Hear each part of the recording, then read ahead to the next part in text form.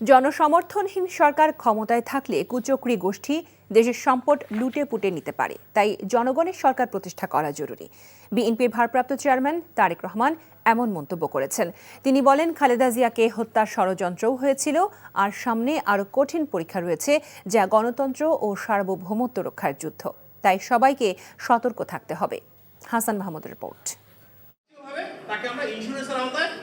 নরসিংদীর Madhabdi heritage park, মানিকগঞ্জের Munnu city এবং মুন্সিগঞ্জের মুক্তারপুরে ৩১ দফা রাষ্ট্র সংস্কার নিয়ে বিএনপির পৃথক কর্মশালা অনুষ্ঠিত হয়েছে, যাতে অংশ নেন জেলার নেতৃবৃন্দ।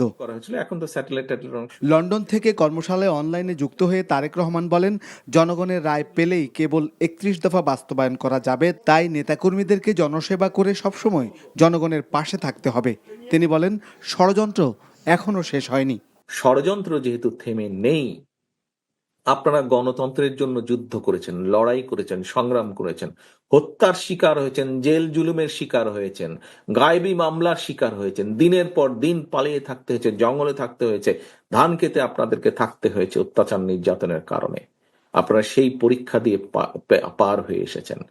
সামনে পরীক্ষা কিন্তু শেষ হয়ে যায়নি, সামনে পরীক্ষা আরও আছে। এটি এমন একটি যুদ্ধ, এটি জনগণের পক্ষের যুদ্ধ, এটি গণতন্ত্রের পক্ষের যুদ্ধ, এটি স্বাধীনতা সার্বভৌমত্বের পক্ষের যুদ্ধ।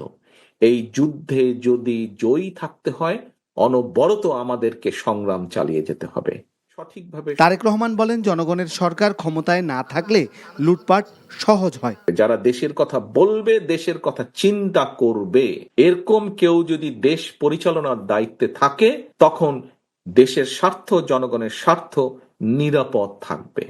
তখন যারা শকুনের দৃষ্টি দিয়ে এই দিকে তাকিয়ে আছে, এই দেশের অর্থ সম্পদ, প্রাকৃতিক সম্পদের দিকে, তখন তারা 10 বার চিন্তা করবে।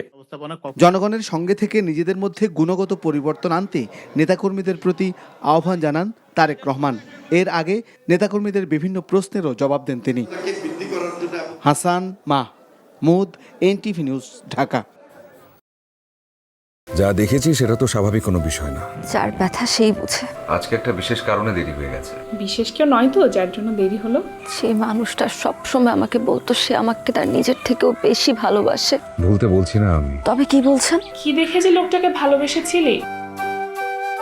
আমার মেয়েটার বিয়েটা এতদিনে হয়ে যেত। এমনটা হবে কে জানতো? রতন ভাই।